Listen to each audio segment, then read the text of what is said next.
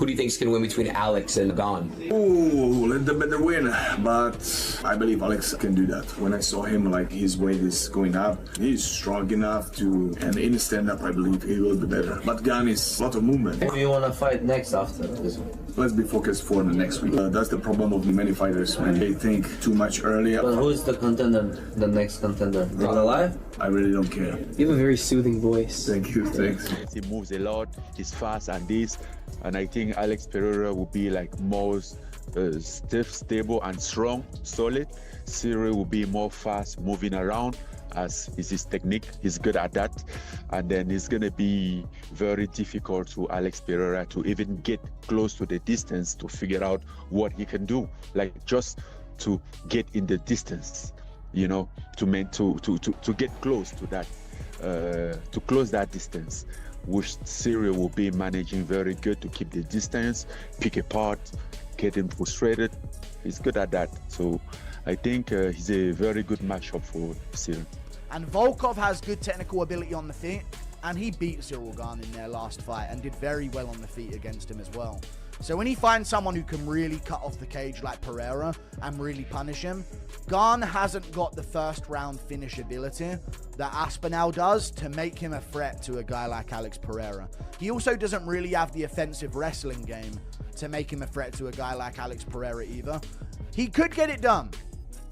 He has good backwards movement. He floats around well on the back foot. He does it better than Jamal Hill, if we're being honest. Gane is one of the rare heavyweights that actually really does have a good technical base for the heavyweight division. He just lacks that KO power and lacks that ability to just nuke someone in the first 2 minutes. He's never really been able to do it throughout his entire career. And I would, off the top of my head, I can't think of a time that Gane has got a first 2 minute of the fight finish like a guy like Aspinall or Ngannou has. But Pereira should win this one, I think. I mean, who else is going to fight though? The division's on its ass. So there's not many big fights to make, is there? So got to do what they got to do. Ciryl Gane, Alex Pereira. Obviously, I'm going to fight the winner of that. So just waiting now to be given the green light, the all clear from the doctors to start training properly again. As soon as we can start training properly again, full contact in the gym, we will be getting a fight date booked to fight the winner. So just waiting for the clearance to be medically cleared now, and then we go. We'll be looking to book a fight as soon as possible. Heavyweights, but Ciryl Gane in his DNA is a gigantic, bona fide, legit heavyweight that just so happens to be very, very light on the feet, incredibly fast, can move around, you know, all over the place, shaking and baking, jigging and jiving, moving and grooving, whatever else you want to say, right? Yeah. I think that's a big advantage in this fight here. Yeah, that's the thing. He kicks so well too. He's not just a guy that's going to be some lumbering heavyweight. I think there's a lot of heavyweights on the roster that Pereira would hands down easily just go out there and KO to death, no problem. This one is a challenge, and I think that's what entices him, whether it was going to be Jones or whether it's going to be Ciryl Gane. You're going for that third belt. If he gets it, you are a legit. Alex Pereira is once again attempting the unthinkable in the world of mixed martial arts. After dominating the middleweight division and then conquering light heavyweight to become a two-division UFC champion, Poatan is now stepping into the heavyweight division with the ambitious goal of capturing a historic third world title. This move places him among the rarest of combat sports legends, as very few fighters have ever successfully navigated weight class jumps of this magnitude while maintaining elite-level performance. Standing directly in his path is Ciryl Gane, a fighter who defies traditional heavyweight stereotypes. At 6 feet 4 inches and weighing around 250 pounds on fight night, Gane moves with the grace and fluidity of a middleweight. His elite footwork, lightning-fast kicks, and ability to control distance have earned him the reputation as one of the most technical strikers in the heavyweight division's history. In this breakdown, we're diving deep into the physics and strategy of this fascinating matchup. Can Pereira's terrifying knockout power, the same power that has finished legends like Israel Adesanya and Yuri Prochaska, translate effectively to... I don't think he gets past Ciryl Gane. I think that weight is real. Could he 100%, in particular in that division. But nobody has really finished Ciryl Gane, and his movements is very problematic. Pereira also does get hit tomorrow. Now, can you take a heavyweight's punch? Now you're talking about Francis Ngannou power? A real big heavyweight? You are right, Henry. Ciryl Gane is no slouch. When he was fighting Tom Aspinall, we saw how that fight was starting to look. But listen, I think this is a fantastic fight. I'm not counting anyone out here. I'm not counting Alex Pereira out here because Alex Pereira does has the power to really change things. We felt this way when Alex Pereira said he was wanting to go to light heavyweight. Now he dominated that weight class. To a division where almost every opponent hits with heavyweight force? Or will Gane's natural size advantage, combined with his superior agility and movement, prove too difficult for the Brazilian superstar to overcome?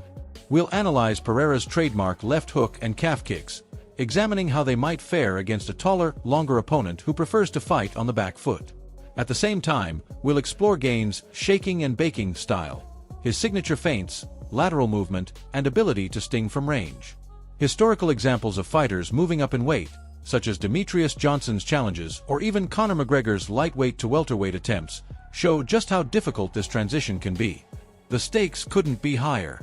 A victory for Pereira would solidify his place as one of the greatest combat athletes of all time. A loss, however, could raise serious questions about the limits of his extraordinary talent. Join us as we break down every angle of this historic quest for three-division. It's gonna be an interesting fight, though. I think Alex Pereira is very tough. He's big enough. He's a heavyweight. But in this scenario, the position shifted a little bit because Ciryl Gane here come more with a strategy of a lighter person because he moves a lot. He's fast and this. And I think Alex Pereira will be like more stiff, stable, and strong, solid. Ciryl will be more fast, moving around, as is his technique. He's good at that. And then it's going to be very difficult to Alex Pereira to even get close to the distance to figure out what he can do. Like just to get in the distance, you know, to get close to that, to close that distance, which Ciryl will be managing very good to keep the distance, pick apart, get him frustrated. He's good at that. So I think he's a very good matchup for Ciryl. In greatness. Word count, 398. Ciryl Gane is widely regarded as one of the most technically gifted strikers in heavyweight history. His shaking and baking movement, elite footwork, and precise distance management allow him to control fights against much larger and more powerful opponents. On the opposite side stands Alex Pereira, a stone-cold finisher known for cutting off the cage with surgical precision and landing that one devastating hook or kick that ends nights instantly. This matchup represents far more than just another heavyweight bout. It's a high-level tactical puzzle that pits two non-traditional heavyweights against each other. Neither man relies on the typical brawling, wrestling-heavy style often seen in the division. Instead, both prefer a striking-first approach that emphasizes skill, timing, and intelligence over brute strength. Well, we will not undermine the fact that Ciryl also is doing it. He's training. He's been very serious on his ground game. He's been evolving. He's been improving. Like, by the way, even in our fight 4 years ago, I was impressed that he was trying the heel locks, you know, stuff like that. I know that was something that he could have come up with, but I was still impressed at time. And since then, I think also after the John fight, he went to Dagestan on this wrestling stuff. I think it's a very complete MMA fighter. I think you will be mistaken to just see him as a striker, as this. The fact that he's just such a good striker make people underestimate his ground game and oversee his ground game, you know, on the look. What alone? In this video, we explore the stark contrasts in their fighting styles and what happens when these approaches collide. Gane excels at using angles, feints, and lateral movement to frustrate opponents, often making them miss and pay for it with sharp counters. Pereira, meanwhile, is a master of forward pressure, systematically shrinking the octagon and forcing opponents into uncomfortable exchanges where his power becomes decisive. We'll break down specific footage from their past fights, including Gane's performances against Francis Ngannou and Derek Lewis, and Pereira's wars with Adesanya and Prochaska. How will Gane's back foot game hold up when Pereira starts cutting off escape routes? Can Pereira's legendary power overcome Gane's superior speed and movement at heavyweight range? This is a fight that could be decided by inches and milliseconds. One misstep in distance management or one perfectly timed counter could end it all. We examine who is likely to blink first when the cage starts feeling smaller and the pressure begins to mount. Get ready for a deep tactical breakdown of the movement specialist versus the stone crusher. Word count 401. Former UFC heavyweight champion Francis Ngannou brings a unique and credible perspective to the upcoming clash between Alex Pereira and Ciryl Gane. Having fought both men, or at least shared the cage with Gane, Ngannou offers rare insight into what makes this matchup so intriguing. According to Ngannou, Alex Pereira presents as the more stable and solid fighter, someone who carries himself with quiet confidence and possesses terrifying finishing ability. However, Ciryl Gane fights with the strategy and movement of a much lighter man. His footwork, speed, and ability to maintain distance are reminiscent of elite middleweights or light heavyweights rather than traditional heavyweights. Ngannou emphasizes that the biggest challenge for Pereira will be amazing. I'm leaning towards Alex Pereira here to get it done against Ciryl Gane. I think he's going to be too much on the front foot, track the cage. I don't think Ciryl Gane's going to be used to a guy with the skill level of Alex Pereira. He's never fought someone with that ability in his life. And Volkov has good technical ability on the feet, and he beat Ciryl Gane in their last fight and did very well on the feet against him as well. So when he finds someone who can really cut off the cage like Pereira and really punish him, Gane hasn't got the first round finish ability that Aspinall does to make him a threat to a guy like Alex Pereira. He also doesn't really have the offensive wrestling game to make him a threat to a guy like Alex Pereira either. He could get it done. He has good backwards movement. He floats around well on the back foot. He does it better than Jamal Hill. If we're being honest, Gane is one of the rare heavyweights that actually really does have a good technical base for the heavyweight division. He just lacks that KO power and lacks that ability to just nuke someone in the first 2 minutes. He's never really been able to do it throughout his entire career. And I would, off the top of my head, I can't think of a time that Gane has got a first 2 minute of the fight finish like a guy like Aspinall or Ngannou has. But Pereira should win this one. Managing the distance that Gane expertly controls. If Poatan cannot close the gap and enter his preferred striking range, his power becomes neutralized.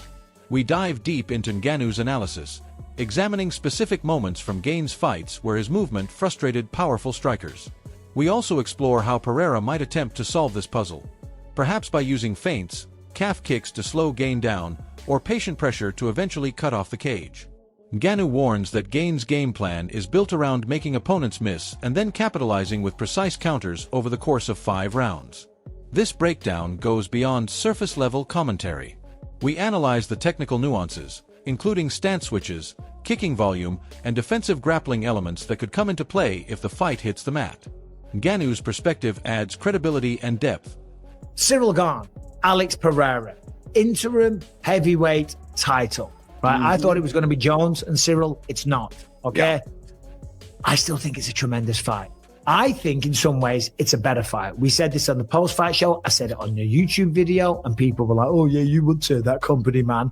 No, listen, Jones, it would be a spectacle and it would be great to see Pereira versus Jones. Of course it would. But in terms of, you all just shit, and everyone's been shitting on Charles Oliveira taking down Max Holloway.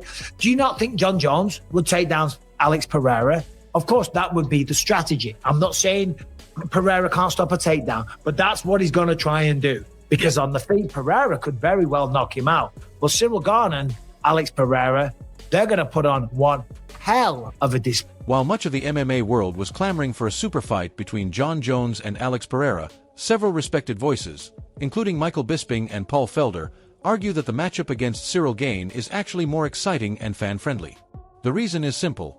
This fight guarantees a big boy kickboxing match.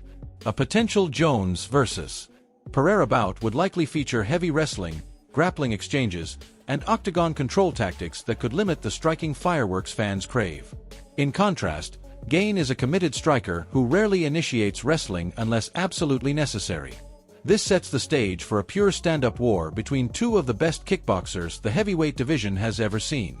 Michael Bisping has repeatedly stated that fans will get the striking exchange point. You know, we have weight classes for a reason. There's also a reason why no one's become a 3-weight division champion. Yeah, it's he so couldn't hard. make 185 by almost killing himself.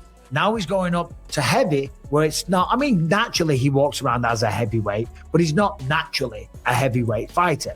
So what will happen? He'll be heavier, which will slow you down a bit. He will have, I think, extra power. I still think he can take the shots. I think he's still got the power to knock out heavyweights. But Ciryl Gane, in his DNA, is a gigantic, bona fide, legit heavyweight that just so happens to be very, very light on the feet, incredibly fast, can move around, you know, all over the place, shaking and baking, jigging and jiving, moving and grooving, whatever else you want to say, right? I think that's a big advantage in this fight. They want to see from Pereira without the grappling heavy chess match that Jones often brings. Paul Felder echoes this, calling it one of the most anticipated pure striking matchups in recent memory. We break down the stylistic differences that make this fight special. Pereira's devastating power and Gane's technical movement create a dynamic where every exchange carries finish potential. Unlike Jones, who might take the fight down to neutralize Pereira's weapons, Gane is likely to keep it standing, allowing both men to showcase their elite striking skills. We also discuss the broader implications for the heavyweight division and how this bout could reshape the title picture. Is this truly the most competitive and entertaining? Yeah, no, I think you're right with that it's definitely going to be a much more competitive, much more exciting affair. Whereas even if Pereira had success against John Jones, you're right, a lot of that time would be spent at some point defending some sort of takedown or not defending the takedowns and getting taken down, waiting for his opportunity in the next round to be able to strike. This is going to be a big boys kickboxing in there. We saw how good Ciryl Gane looked when he was fighting Tom Aspinall before the eye pokes. He was landing good shots. He's athletic. He can move. These are two heavyweights that can move and can strike. It's going to be a banging ass fight. Many casual observers focus solely on Alex Pereira's knockout power, but MMA guru and other sharp analysts highlight a more subtle but equally dangerous weapon: his ability to cut off the cage. Pereira doesn't just walk forward. He does so with intelligent pressure that systematically removes escape routes. He uses feints, angles, and superior cage awareness to trap opponents against the fence, turning the Octagon into a phone booth where his power becomes lethal. Ciryl Gane is accustomed to having space to dance and utilize his elite footwork. Against Pereira, that space may rapidly disappear. We break down specific examples from Pereira's fights against Israel Adesanya, Sean Strickland, and Yuri Prochaska to show how this silent weapon works. Gane's back foot movement is world-class. Get it. This one's surprising. Ciryl Gane, minus 160. It's only a slight underdog, favorite, but still a favorite. Alex Pereira, plus 140. What are your thoughts on that? Yeah, I think that's kind of accurate. And I think that's a lot of it is we're basing the fact that he's moving up to heavyweight, Pereira. He really started off as a middleweight. Now, granted, he's a much bigger man now, and I don't think there's any world in which he could go back down to 185 pounds. But still, you're going from, I was able to make middleweight to now I'm fighting at heavyweight, where these men are huge. And again, Ciryl Gane is used to the threat of nasty power coming his way in every fight. But Pereira has repeatedly shown the ability to solve even the most mobile strikers. We examine the footwork battle in detail, angles, pivots, and positioning, and ask whether Gane can maintain enough distance to avoid being cornered. This psychological and spatial pressure often forces opponents into mistakes before the first big shot even lands. We explore how this factor could play out over 5 rounds and why it might be Pereira's most underrated advantage in the heavyweight division. Join us as we dissect the art of cutting off the cage and its potential impact on one of the most intriguing style clashes in recent UFC history. One of the most consistent critiques of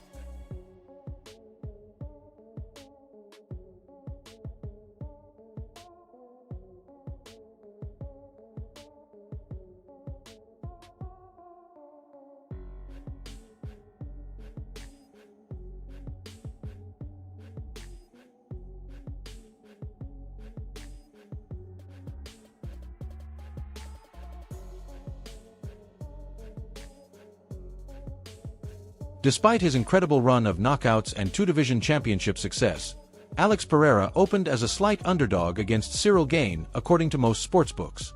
The oddsmakers are heavily favoring the natural heavyweight size and movement factor that Gane brings to the table.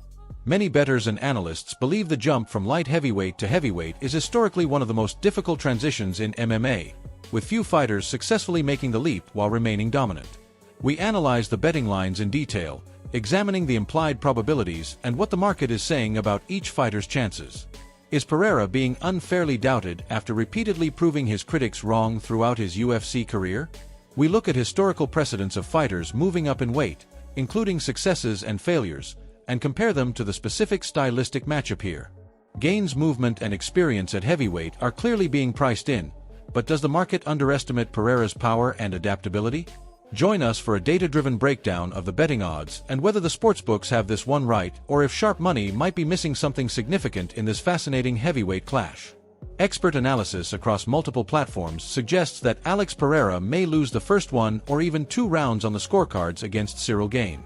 This is part of his well-documented download phase, a deliberate strategy where he absorbs information about his opponent's speed, timing, distance, and tendencies before unleashing his full offensive arsenal.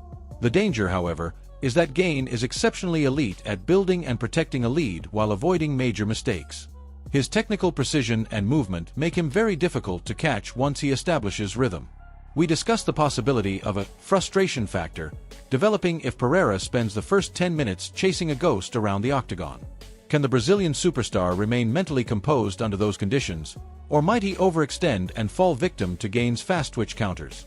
We examine footage from Pereira's previous fights showing how his slow starts have often turned into dominant finishes, and we compare those patterns to Gane's ability to maintain control in the early rounds. This download phase could define the entire fight. Will Pereira's patience pay off, or will Gane's early lead prove insurmountable? We break down the psychology, strategy, and tactical realities of this critical dynamic. The tension was electric and palpable when Alex Pereira and Ciryl Gane finally stood face-to-face during the official face-off. Beyond all the technical breakdowns, tactical theories, and statistical analysis, there remains the raw physical reality of 2 massive, dangerous athletes staring each other down. Gane looked every bit the imposing natural heavyweight, tall, long, and physically imposing. Yet Pereira's presence carried that unmistakable aura of danger that has become his trademark. Even without saying a word, his calm intensity seemed to fill the space between them.